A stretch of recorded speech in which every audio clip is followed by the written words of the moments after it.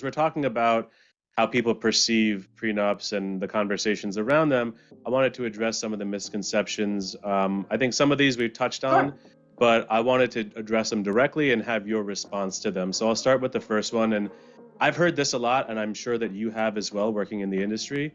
That first misconception is that prenups are a sign of a weak relationship. I absolutely disagree. Both things can be true. You can have a Right, strong relationship and have a prenup or not. You can have a weak relationship and have a prenup or not, right? right. Um, I don't think though that a prenup is a sign of a weak relationship. I think it's a sign of smart planning. I think it's a sign of being able to have hard conversations with lawyers involved. Like nobody likes lawyers. I know that. And I think it's a sign of being able to get through a really complicated step before you take a really important step. Two Yeah, really important things in life that we don't have tests for, despite all the education and schooling that we have to test for every step of the way: getting married and having children, yeah. right? So when I met with, we were married by a rabbi. When I met with him before our wedding, he was like, here's an interesting thing. I planned my wedding in 19 days. It's a whole long story I won't get into, but anybody offline can ask me about it. It's a very fun story in my opinion. And we had a surprise wedding where nobody knew it was going to be our wedding except for our parents and grandparents. Okay? Wow. And it was awesome. So I called a rabbi with very short notice and I said, will you marry us? And he said, I will only marry you if you can meet with me next Sunday because there's a conversation that we have to have. Mm, Okay, so we went and met with him. And I'm not a religious person per se, but this was the person I needed to marry us. So I went and my husband went. And he made us talk about 4 things: how you handle your money, how you handle your fighting, how you handle your substance consumption. And I can't remember the 4th, which may or may not be a good thing. And it was like a really annoying conversation. And when we left, Jason, my husband, was like, oh, that was so annoying. I can't believe you brought me to that. It's like we went to couples therapy. This is ridiculous, you know. But what he was doing was making us talk about hard things and have that mm. conversation. And he was basically said, like, I'm not marrying you unless you can talk about these things. So going back to your question, I think having hard conversations before you get married is really important. If you can't have a hard conversation with your spouse, then who can you have it with? Right? At the end of Right. the day? Right.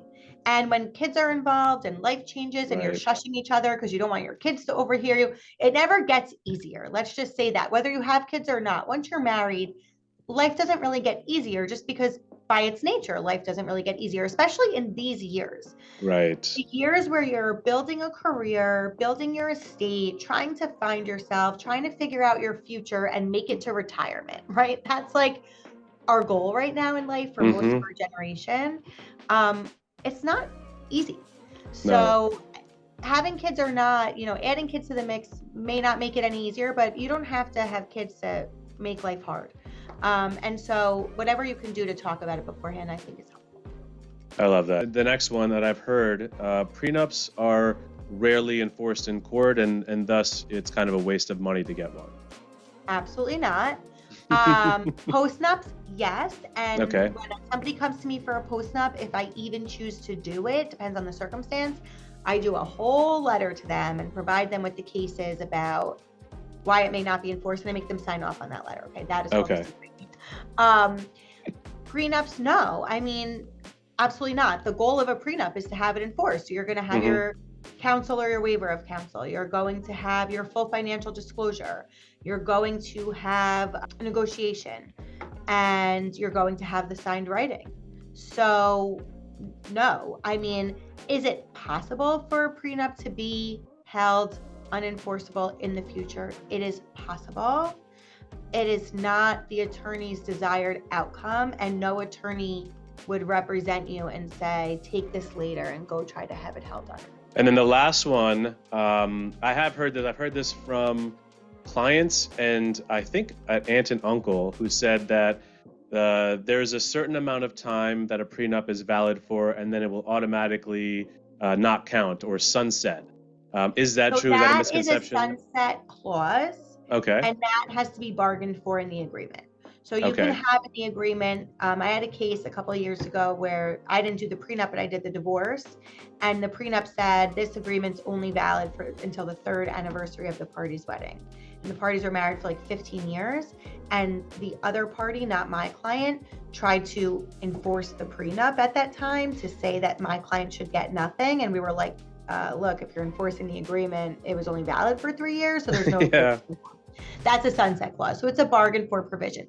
Without that provision, it lasts indefinitely. And Okay. tying that to the question that you just asked, the goal of the prenup is that you guys the parties reach agreed upon terms. And so nobody's going to have it held, nobody's going to seek to have it held unenforceable later. Of course, you're protecting the agreement in the event that somebody does. But the best case scenario in a prenup, like I said earlier, is it sits in a drawer and nobody ever looks at it. Mm-hmm. The second best case is that it comes out at the time of the divorce and the parties say, okay, let's implement it. Yep. It's the worst case when somebody tries to have it held unenforceable. But if you're having those conversations thoroughly, if you're being advised by your attorneys, if you're living your life guided by the agreement, so if you're agreeing that all money you earn is separate, then you're putting it in separate accounts, you're living your life guided by the agreement, then you're just going to both agree to put the terms into place later.